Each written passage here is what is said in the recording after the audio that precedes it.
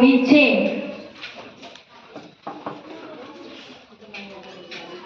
હું તમારી આગળ આજે બાબલાનો ડાન્સ તમે ડાન્સ કરતા આજે હું ડાન્સ રજૂ કરીશ બાબલાનો. શું તમને આની અંદર કશું દેખાય છે? શું તમે આને નચાવી શકો છો? કઈ રીતે?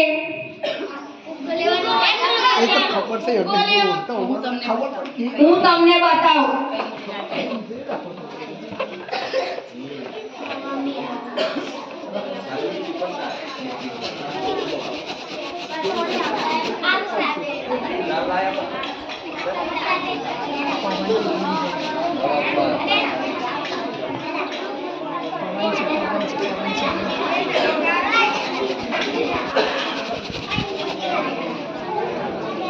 જો આ બાબલો નાચે છે. હવે હું તમને સમજાવીશ આ કેવી રીતે થાય છે.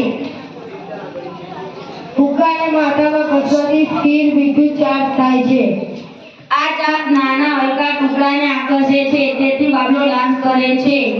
ઘર્ષણથી વસ્તુઓમાં સ્થિર વિદ્યુત ઉત્પન્ન થાય છે.